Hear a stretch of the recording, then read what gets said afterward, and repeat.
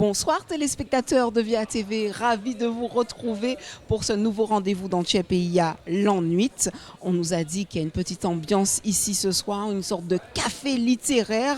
On est au Clown, si je crois bien. Et du coup, on y va tout de suite parce que l'ambiance a déjà commencé. Et nous sommes entre nous en Tchèpeia l'an 8, c'est Zot qui capale.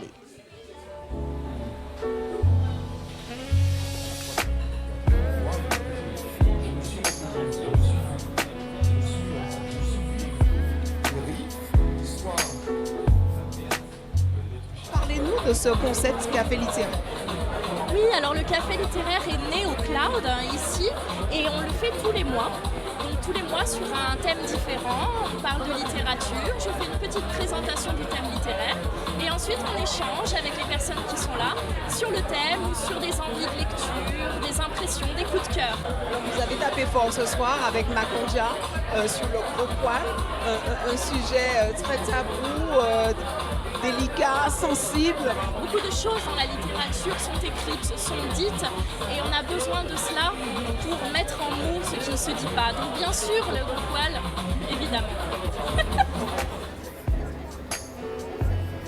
Pourquoi prenons-nous parfois un malin plaisir à nous faire plus de mal que du bien? Pourquoi entre sadisme et masochisme, le SM sème-t-il avant la récolte du sème-t-il? Pourquoi aimons-nous faire la mort après avoir fait la guerre? Comme s'il fallait absolument signer l'armistice avec les plumes de nos oreillers. Bonsoir Makandia, ça va? Bonsoir, ça va bien. Ça va Merci très bien. beaucoup de nous consacrer ce petit moment dans cette émission Tchèpeia l'an 8. On est entre nous dans un concept de café littéraire et ce soir tu nous parles et tu nous as fait transpirer avec du gros poil. Un homme, un Antillais qui nous parle de gros poil sans faire de rime, j'ai envie de te dire, c'est à marquer véritablement dans les annales. C'est vrai que c'est un projet qui fonctionne bien depuis 2017, qui est dans la continuité un petit peu de la pièce de théâtre, qui tourne bien.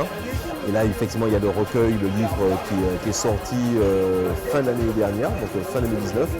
Et là, je suis toujours dans la promotion de ce livre qui semble plaire au public. On l'a vu ce soir, le public est encore une fois majoritairement féminin. C'est toujours très très surprenant. Mais, Il y a une interprétation peut-être à cela, ce public féminin qui est plus présent que le public masculin. Moi je pense qu'en fait l'homme a du mal en fait, à se regarder déjà dans un miroir et encore plus à s'exprimer. Et que ce soit au niveau de la pièce de théâtre ou que ce soit au niveau des expériences littéraires dans des cafés comme celui-ci ou pour des lectures que je peux faire, ce sont souvent les femmes qui viennent, soit par amour de la littérature, ou soit parfois pour essayer de comprendre comment fonctionne un homme. Je n'ai pas sorti d'affaire. Considérer tant qu'il fait tant et vital, mais tu n'as pas fini de prendre ton fer par une manière de fer et de taille. Est-ce que vous avez passé un bon moment? J'ai passé un excellent moment. C'est vrai que c'était pas prévu. J'étais juste venue prendre un verre et de voir de cette affiche et de savoir que potentiellement on pouvait discuter de poésie et d'écriture et de voix, notamment avec Fabrice Théodose. C'est vrai que c'était assez intéressant et alléchant comme perspective. J'avais déjà entendu à cette occasion d'autres organisations slammer Fabrice et je trouvais ça extraordinaire. Je me dis, j'ai pas pu voir la pièce et je crois que dès que je pourrai, j'irai le voir, j'irai la voir. Qu'est-ce qui vous motive comme ça? C'est le sujet, on parle du gros poil, sujet tabou chez nous. J'ai envie de vous lire quelque chose. Dites-moi, on est entre nous. Allez, entre nous. Parce que des mots, M-A-U-X, des jets de mots, des mots qui t'impliquent, des mots qui s'expriment, dans un cadre, un lieu, un contexte surprenant. J'adore être surpris et là je suis sur un slammer de folie, la fenêtre qui s'ouvre et un monde s'offre à mon imaginaire. Voilà ce que j'en pense. Alors à travers le monologue du gros poil, qu'est-ce qu'on y trouve? Est-ce que du coup c'est une déclaration d'expérience vécue ou voilà, est-ce que tu peux tout nous dire? Moi j'ai envie de savoir, est-ce que c'est une expérience vécue que tu as décidé de faire croire que genre tu passes d'une bonne nouvelle à quelque chose de totalement différent? Mais dis-nous tout, on est entre nous ce soir. Est-ce que véritablement c'est pas une manière de transpirer, une sorte d'exutoire et de thérapie pour soigner peut-être un gros poil profond qui t'aurait touché? Alors moi c'est pas mon cas. Au moment où j'ai commencé à écrire le gros poil, sûr et certain. Au moment où j'ai écrit le gros poil, j'étais l'homme le plus heureux du monde. Dans le sens où c'était à la suite effectivement de la naissance de ma fille. Ça commence comme ça, le gros poil. Non, oui, non, mais moi j'allais très bien. Par contre, ce qui est vrai, c'est qu'à partir du moment où je me suis lancé dans cet exercice d'essayer de comprendre comment fonctionne, dans quel état d'esprit est l'homme antillais quand il exprime son chagrin d'amour, je pense que quand on est dans un état d'esprit de création, on est très poreux à tout ce qui se passe, à tout ce qu'on voit, à tout ce qu'on entend. Et ça a été mon cas. Et pendant près de 3-4 ans, j'ai été très sensible à tout ce qu'on me racontait, à des choses que je voyais, à des détresses d'autrui. Je me suis un petit peu documenté, j'ai regardé des choses, j'ai lu des bouquins, j'ai écouté des chansons, on me raconte des histoires, je vois aussi certaines choses. Et je suis allé chercher à la fois aussi dans l'expression du gros poil de chagrin d'amour d'autrui, aussi dans les réminiscences de ce que j'avais pu avoir, mais aussi dans l'interaction. Parce que comme j'écrivais en grande partie sur Facebook, donc j'étais en interaction directe avec un public qui me lisait à chaque fois que je publiais quelque chose. Et en fait, les gens revenaient vers moi en message privé ou en commentaire, et on commençait à rentrer dans des discussions, on me racontait des histoires qui ont participé aussi à mon enrichissement et aussi à l'état d'esprit de création et à l'approfondissement aussi des méandres tortueux du gros poil. Un sujet piquant, tabou, hein, le gros poil. Disons que le gros poil, comme beaucoup de femmes, certains hommes en parlent peu, donc c'est toujours intéressant de savoir, d'avoir un avis d'un homme sur la question. Qu'est-ce que vous avez retenu du gros poil ce soir? Une histoire qu'il nous a racontée extraordinaire. Donc il y a une femme, il y a un homme qui a offert ce livre-là, Monologue du gros poil, à une femme. Il l'a envoyé, c'était quelque chose, elle l'avait certainement quitté, et il lui envoie ce document, ce livre. Et elle ne le lit pas, elle le met dans une enveloppe, elle lui renvoie. Et puis après, elle va voir le spectacle, et là, elle craque. Et là, je trouve que c'est le départ d'un roman. Voilà, donc voilà par exemple ce que j'ai ressenti ce soir. Tu as osé quand même, parce que le gros poil, c'est un sujet qui est tabou, sensible chez nous, il ne faut pas en parler. Non pas qu'à ni gros poil, ici, non pas qu'à plairer. Et pourtant, il y a un petit parole qui a dit qu'on nomme pas qu'à honte. Et pourtant, tu as réussi à mettre le vécu, la tristesse, le chagrin, la douleur des hommes, particulièrement là on parle des hommes, en scène. Tu as laissé des traces avec ton livre. Ça a été difficile? Ça n'a pas été difficile dans le sens où ça a été tout le temps à chaque fois, l'avancée du projet a été systématiquement accidentelle. J'ai commencé à écrire cela, je n'ai jamais pensé que j'allais monter une pièce de théâtre. Je l'ai fait, après je me retrouve à participer à un concours, je suis sélectionné, ça se passe bien, on me propose de monter une pièce de théâtre. On m'explique qu'effectivement il y a des exigences au niveau de la mise en scène, que ça doit être un slammer sur scène. Je cherche un slammer, je ne trouve pas de slammer. Je me rends compte que la programmation de Tropicatrium que je salue sort et j'ai pas de slammer. Je me dis que je suis obligé de le faire moi-même.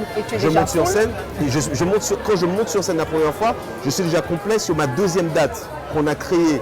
Et après je me dis bon, il se passe quelque chose. Et en fait, le fil en aiguille, je suis amené à sortir le livre qui fonctionne, qui se vend bien. Enfin, je reviens au public qui se déplace donc pour voir ton spectacle, te voir sur scène. Mais c'est très paradoxal en fait, parce qu'il y a en même temps cette société qu'il ne faut pas parler du gros poil, et en même temps ils viennent et ils sont nombreux à venir te voir, t'écouter. Ils repartent aussi pour quelques-uns le cœur gros parce qu'on s'auto-analyse peut-être sur quand on te voit sur scène. Et il y en a qui en rient, il y en a qui en pleurent. Comment expliquer toutes ces émotions Mais je trouve que justement, c'est ça la particularité en fait, du chagrin d'amour entier, en tout cas de l'homme, c'est avoir un panel assez vaste du ressenti. on a un rapport très particulier avec ça. Quand on va dire en France par exemple, celui-là, cet homme-là, il a un chagrin d'amour. On va être triste pour lui, il a beaucoup de compassion. En Martinique, ou en Guadeloupe, en tout cas dans les sociétés caribéennes, missionnaire en Gopouel, missionnaire en Limbé, au cas souris, obligé de sourire. Obligé de sourire, c'est comique. Et en fait, parce que je pense qu'aussi, ça vient un petit peu de notre éducation, ça vient un petit peu aussi, je pense, de l'héritage de ces sociétés plantationnaires où les hommes sont des petits coqs, sont des étalons dans la basse-cour. Et où on nous a interdit, on nous a empêché de ressentir certains sentiments. C'est juste qu'on apprend à supporter l'insupportable, insurmontable. À l'aide, à l'aide, toujours cet homme à la mer, le vague à l'âme amer, sa mère. Pour aller juste un peu plus loin, ce sujet il est tellement sensible et tabou parce que malheureusement, pour quelques-uns, ça se termine très mal, on en arrive même au suicide. Et ça, c'est pas quelque chose à prendre à la légère. C'est pas quelque chose à prendre à la légère parce que tu parles de suicide, mais tu parles aussi de violences faites aux femmes. C'est un sujet aussi d'autant plus d'actualité, on l'a vu encore il n'y a pas si longtemps dans l'actualité judiciaire. Il y a une difficulté en fait à gérer ces émotions-là. Comme on n'est pas préparé, on a du mal à gérer, à la fois pour soi, mais par rapport aussi face à l'autre. Et je pense que j'encourage tout le monde à soit venir voir la pièce ou acheter le livre pour aussi se remettre un peu en question.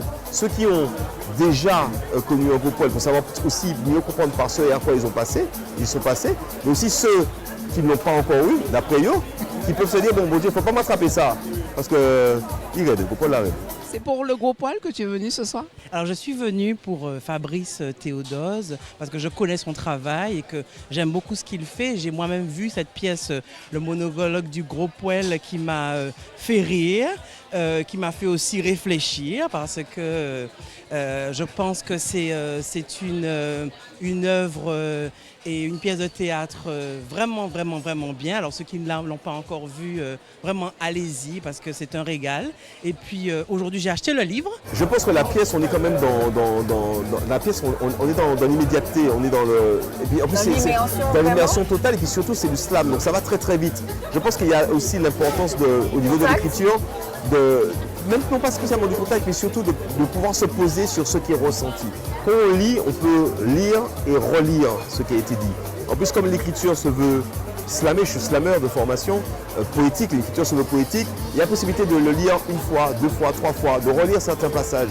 En plus, la particularité du livre, c'est en fait, là où on est en Gopouel, on passe par tous les états possibles et inimaginables. Moi envie, ouais, moi pas envie, ouais, moi raille, moi aimé, moi content, en fait, on passe partout. Et en fait, le livre est construit comme ça, par des flashs émotionnels. On passe par tous les états. Le créole, là, il est incontournable. Le créole est incontournable parce que c'est nous-mêmes, Moi, quand écrit nous-mêmes, quand écrit les Gopouel là, on ne peut pas écrire Gopouel, c'est ça. Voilà, vous ne pouvez pas dire l'autre manière. On ne peut pas dire l'autre manière, on ne peut pas exprimer créole là. Ça, on peut vivre si on ne peut pas parler créole. Alors attention, ce n'est pas une pièce en créole, ce n'est pas un livre en créole. Mais je mélange systématiquement les deux parce que pour moi, les deux font aussi partie de notre identité. Est-ce qu'une suite? C'est la dernière question. On a envie. Il y a des choses en prévision. Peut-être pas une suite, mais en tout cas une histoire parallèle. D'accord, peut-être avec une femme. Tu dévoiles trop de choses là déjà. Merci en tout cas, Makendia, d'avoir répondu à ces questions. Plaisir.